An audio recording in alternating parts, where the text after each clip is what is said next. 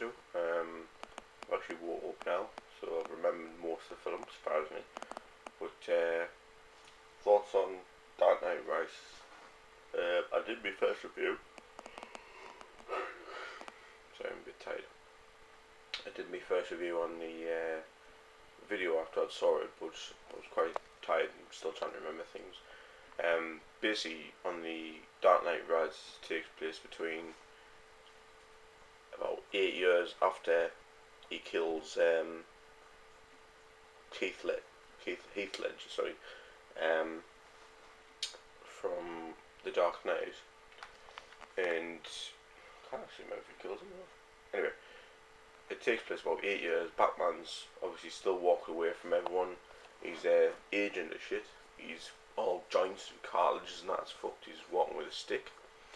The first encounter where he gets back into life was where he meets Anna Hathaway as Catwoman, and the storyline starts off where she steals his necklace. She steals his mother's necklace because she likes it, but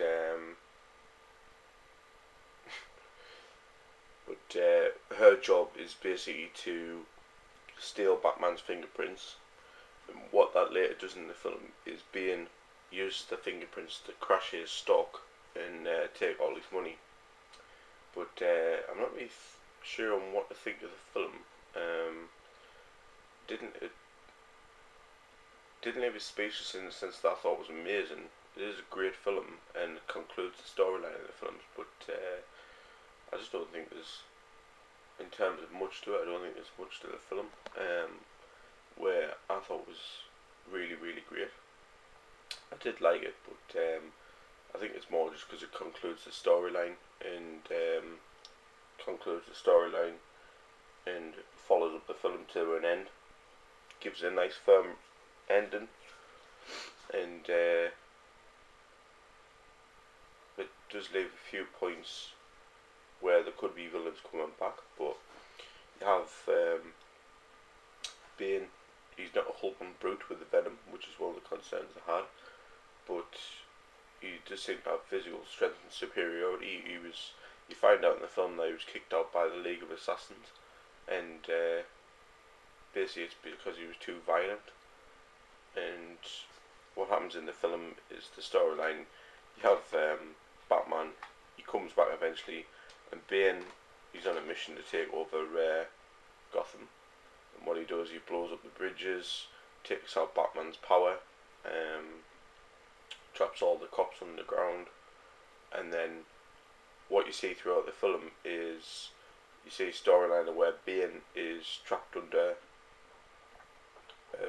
sort of like inside a hell, which he has to climb out of, and what that turns out to be is tight. What that turns out to be is a prison for Batman later on in the film, and he has to climb out of it. And during the course of this time, you see months appearing, where you see the film progression in the storyline with months appearing, where the cops are trapped underground getting food and water. Batman's recovering while you have someone like Scarecrow as a judge, who's basically condemning people to the death walk across ice, or condemn people walking across ice to the death, or basically just casting his thoughts and judges on them. The film itself is not too bad, but I'm not going to give it a 10 out of 10 because I don't think it was. I'm not really that amazed by it, but I do think it was a really good film. I would watch it again, but given the price of cinemas, I'm not going to. I'm probably going to find a cinema pass somewhere, and we'll probably go from there. But 9 out of 10. I can't really think what I'm going to knock it down for, but it just didn't leave us speechless in the sense that I thought it was really amazing, so I'm just going to knock it down a point for that. It does conclude the storyline, and you've got to pay attention to the end of the film because obviously it concludes the trilogy in a sense that how the film ends.